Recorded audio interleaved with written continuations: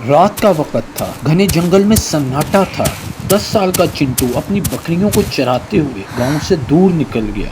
चिंटू डरा हुआ था कि अब किस तरफ को जाए। अचानक उसने जंगल के बीच एक बड़ी गार देखी।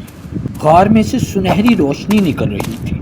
डरते डरते चिंटू गार के अंदर चला गया जहां से रोशनी आ रही थी, और फिर एक बड़ा सा साया चिंटू पर झपटा। चिंटू डर के पीछे हटा और क्या देखा, सामने एक बड़ा ड्रैगन। डरते डरते चिंटू ने देखा वहाँ एक बड़ा सा खाली घोंसला था और सामने ड्रैगन उसको देख के रो रहा था। रोते रोते ड्रैगन ने कहा, डरो मत, मेरा गोल्डन एग चोरी हो गया है।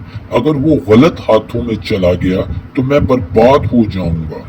चिंटू ने हिम्मत करते हुए ड्रैगन से कहा, अच्छे ड्रैगन, मैं तुम्हारी मदद करूंगा हर हाल में।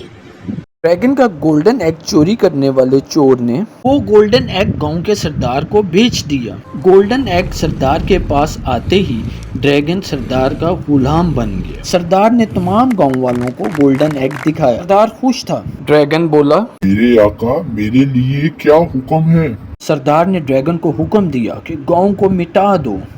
ड्रैगन ने मुंह से आग निकालना शुरू कर दी और गांव के लोग जान बचाकर भागने लगे। अचानक चिंटू ड्रैगन के सामने आया और चिल्लाकर बोला, याद करो, ये गोल्डन एग तुम्हारा है, ये तुम्हारी जिंदगी है। बस फिर क्या था, ड्रैगन की आंखों में चमक आई। उसने पूरी ताकत जमा करके जादू तोड़ दिया और गोल्डन एग वापस उसके पास आ गया। उसने सरदार और उसके साथियों को जला दिया। ड्रैगन ने खुश होकर चिंटू को अपनी पीठ पर बिठाया और आसमान में ऊंचा उड़ा। चिंटू ने पहली दफा बादलों के पार दुनिया देखी और खुशी से मुस्कुराया। इस कहानी से हमें ये सबक मिलता है, सच्चा दोस्त मुश्किल वक्त में पहचाना जाता है। वीडियो को लाइक, शेयर और चैनल को सब्सक्राइब करें।